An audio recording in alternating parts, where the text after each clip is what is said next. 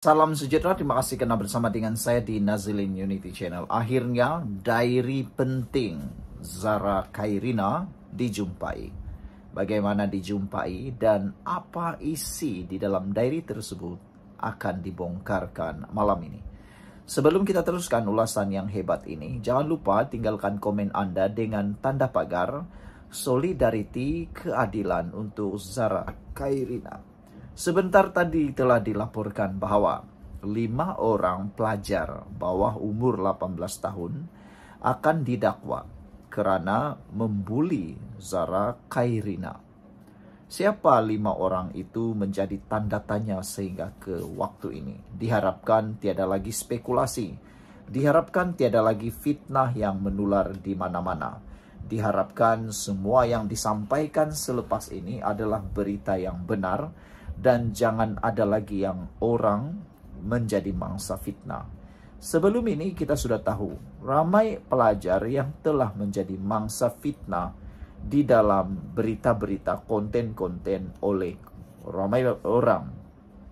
Ada yang paling menyedihkan, pelajar yang sudah tidak ada belajar di sekolah itu turut menjadi mangsa.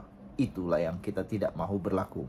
Tapi saudara, hari ini akhirnya menteri mendedahkan siasatan ini sampailah membawa kepada diary catatan 51 halaman luahan hati adik Zara Khairina. Membaca berita ini memang membuatkan hati kita luka.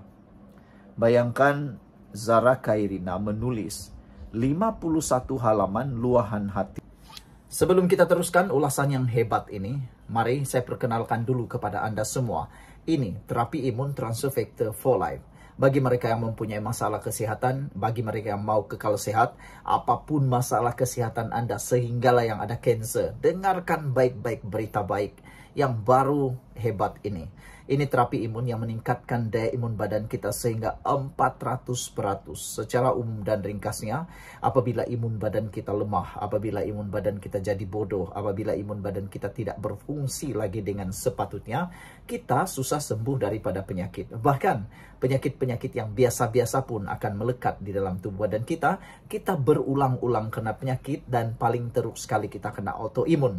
Autoimun seperti asma, gout, dan macam-macam lagi. Semua itu disebabkan imun badan kita yang bercelaru. Tapi terapi imun ini mendidik imun badan kita menjadi bijaksana, menjadi kuat, dan mengenal mana satu lawan, mana satu kawan dalam tubuh badan kita. Apabila imun badan kita dididik menjadi kuat, bijaksana, ia akan menghapuskan semua akar penyakit yang ada dalam tubuh badan kita. Apabila akar penyakit itu dihapuskan oleh imun badan kita sendiri, maka kita sembuh daripada semua jenis penyakit. Terapi imun ini tidak menyembuhkan penyakit, tetapi mengajar, mendidik, menguatkan imun badan kita sehingga 400%. Lalu dengan kekuatan imun badan itulah kita sembuh daripada semua jenis penyakit. Dapatkan produk ini melalui nomor telepon saya yang tertera ini. Dan ingat, ini ialah produk yang ajaib, penemuan paling bersejarah dalam dunia kedokteran, dan penemuan para doktor dan saintis yang sangat hebat di abad ini. Produk ini lulus KKM, diperakui oleh dokter-dokter di seluruh dunia, halal dan luar biasa. Kalau sudah lama kau berdoa untuk kesembuhan, kalau sudah lama kau berdoa untuk penyembuhan dan cari jalan penyelesaian untuk masalah kesehatan Anda, mungkin ini jalan yang Tuhan tunjuk kepada Anda semua. Cepat dapatkan produk ini melalui nomor telepon saya yang tertera. Dan kita teruskan ulasan yang seterusnya. Jangan lupa, ini terapi imun transfer factor berkait dengan keadaan beliau ataupun berkait dengan kehidupan beliau.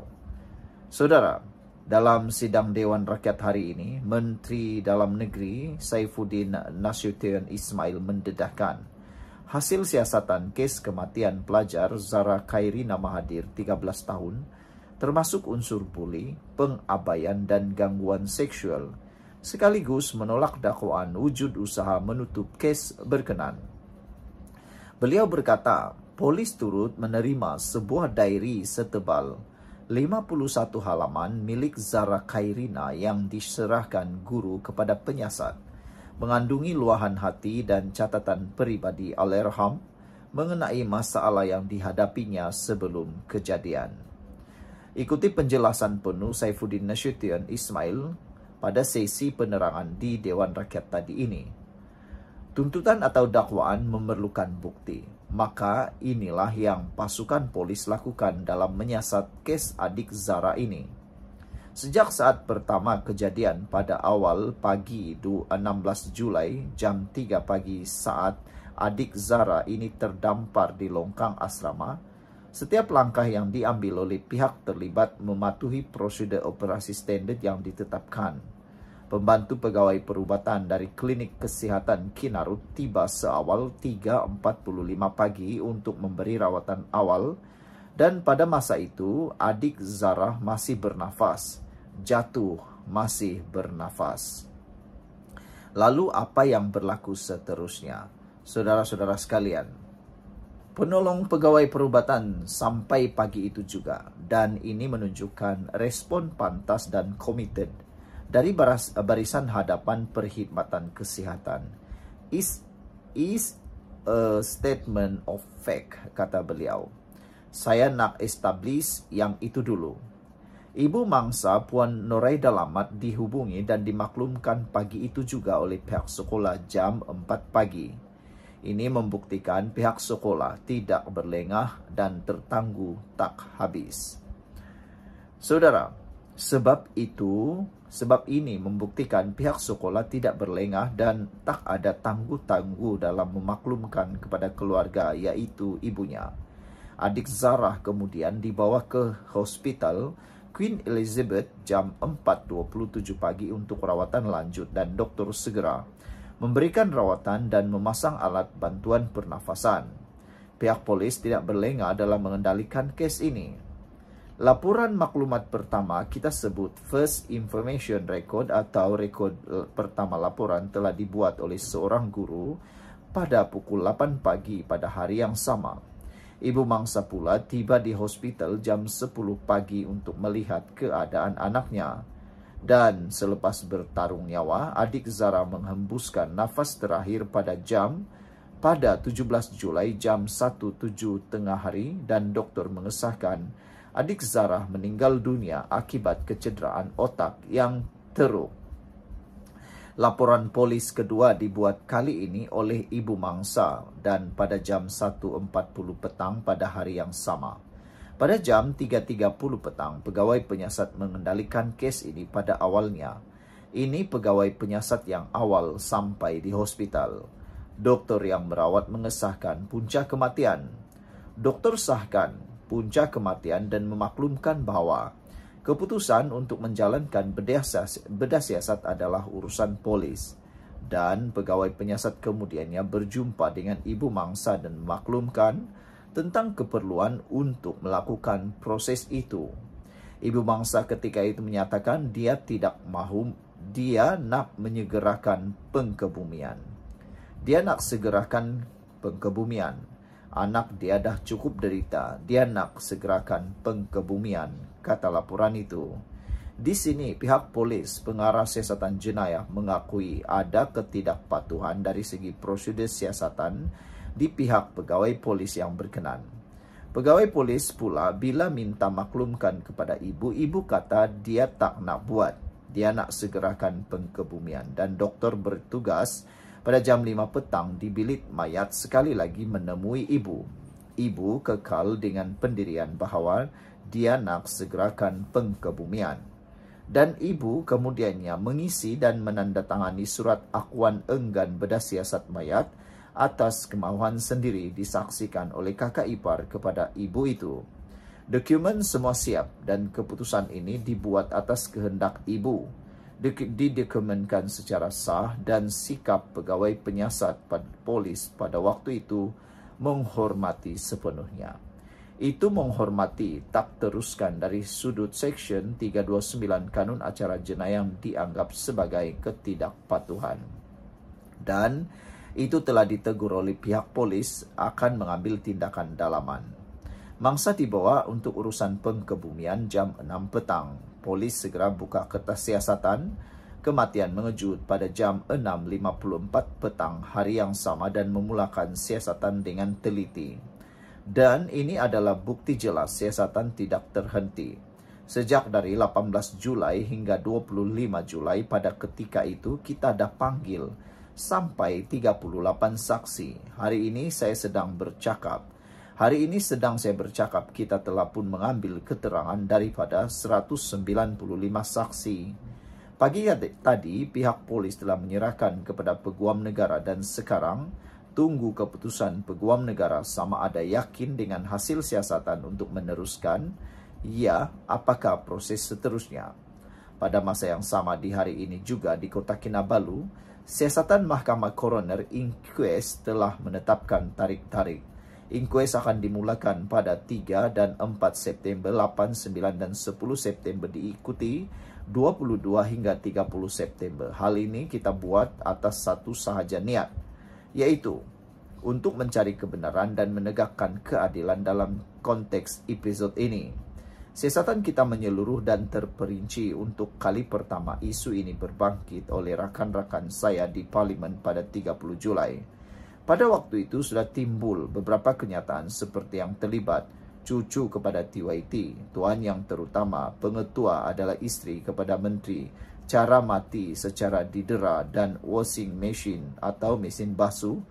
Keadaan itu dah jadi toksik macam tu sekalilah keadaan itu, kata beliau. Siasatan polis tidak menemui sebarang perkara-perkara yang disebut begitu. Tak ada sama sekali setelah keterangan daripada 195 saksi yang kita ambil. Tidak ada sama sekali. Baik, setiap tindakan yang polis, sekolah, pegawai perubatan adalah berdasarkan maklumat yang ada pada ketika itu, berdasar pada SOP yang ditetapkan. Ada ketidakpatuhan yang saya sebut tadi. Tapi ini tidak sama sekali menjejaskan integriti siasatan, apalagi setelah pasukan Bukit Aman mengambil alih, katanya. Polis terus siasat tanpa sebarang drama. Kita tak naklah buat drama. Semua ini sebab nak cari kebenaran. Komitmen polis adalah untuk mencari kebenaran dan menegakkan keadilan bagi Allahyarham Zarah, katanya. Saya nak tegaskan setakat ini, ketika saya sebut ini, saya katakan bahawa tuduhan cover up atau penyembunyian SOP tidak dipatuhi itu tertolak sama sekali. Saya ingin menjelaskan bahawa mengenai kes kematian ini khususnya untuk menangkis sebarang dakwaan tidak berasas dan memastikan semua pihak dapat memahami akan integriti proses siasatan yang sedang berjalan. Tuduhan mengatakan bahawa kes ini cuba ditutup, cuba dimanipulasi adalah tuduhan yang sangat berat, tidak mencerminkan realiti tindakan pihak berkuasa daripada awal hingga kini, katanya lagi. Siasatan ini sampailah membawa kepada diary adik Zara diserah oleh guru kepada polis. Catatan 51 halaman yang memberikan luahan hati adik Zara pada momen-momen apakah masalah yang sedang dihadapi. Keterangan oleh rakan-rakan yang tinggal satu asrama dengan dia. Ya, apakah yang berlaku pada tarikh 14 dan 15 hari bulan itu, semua polis lengkapkan dalam siasatan. Dan polis kemudiannya cadangkan kepada Peguam Negara, apakah halat 7 siasatan yang akan kita bawa. Saya tak tolak daripada membaca pertuduhan itu ada elemen buli. Ya, saya nak sebut ada elemen buli. Jelas. Sebab itu, pihak kita juga sama. Tak boleh ada usaha ataupun percubaan menutup kalau ada elemen buli. Sekolah tempat yang patut jadi tempat selamat untuk anak-anak kita. Para pentadbir sekolah harus diingatkan kalau ada insiden ini, bawa ke tengah. Sebab itu, siasatan kita menjurus halat tujunya kepada elemen buli.